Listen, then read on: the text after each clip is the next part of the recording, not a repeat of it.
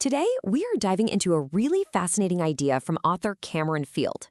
We're going to explore how you can potentially make money on YouTube Shorts without ever having to get on camera or even be a traditional creator at all. So let's break down exactly how this strategy is supposed to work. So here's the million-dollar question, right?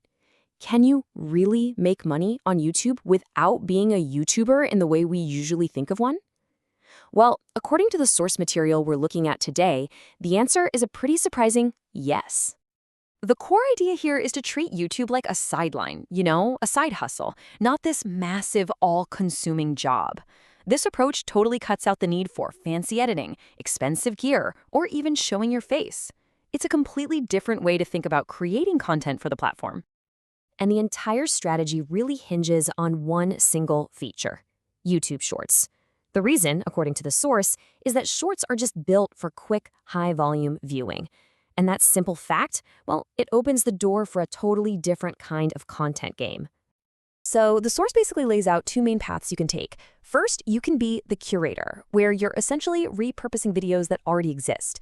Or path number two, you can be the creator, making your own super simple, what are called low-content videos. Let's dig into that curator method first. All right, first step, the curator method.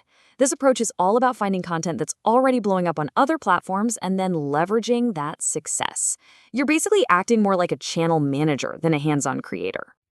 The process laid out is actually pretty straightforward. First, you go on the hunt for trending reels on places like Instagram or Facebook. Then comes the crucial second step, and the author really emphasizes this. You have to get permission from the original creator. Once you've got the green light, you use a tool to download the video, and then you just re-upload it to your YouTube Shorts channel. Now, this is a really critical point from the author himself. He explicitly says, and I'm quoting here, "I don't recommend this." But he follows that up by saying that if you are going to try it, getting that permission is the absolute key to being much better off. Okay, let's move on to the second method, which honestly, the author seems to prefer a lot more. This is the creator path.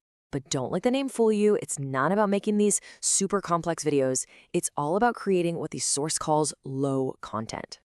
The name of the game here is pure efficiency. You are not trying to create a cinematic masterpiece. The goal is to crank out simple but effective videos in a very specific niche with as little effort as possible so you can post a ton of content. Now, to make this whole thing less abstract, the source provides a very specific blueprint using a niche that it says is just perfect for this model: affirmations. And this is a really great example of that low content concept in action. So what exactly are affirmations? Well, the author defines them simply as sayings that you tell yourself to help keep a positive mindset. The reason this niche gets the spotlight is that, 1, it requires zero prior knowledge, 2, the content is incredibly simple to generate, and 3, it has this broad, positive appeal. And you might be thinking, okay, what kind of fancy software do I need? Well, to make these videos, the author recommends one main tool: Canva. And they specifically point out that the free plan is all you need, which means the barrier to entry is pretty much zero. The creation process itself is just 3 simple steps in Canva. First, you start with a vertical video template, like one for a TikTok or a Reel. Step 2, you add a background image or a calming video and some soothing music. And then step 3, you just slap your affirmation text right on top. It's really that simple. So, what's the magic number for how long these videos should be? The author is very, very specific here: 7 seconds. That's it. Now, why 7 seconds? Because it's perfectly optimized for the super fast-paced world of Shorts.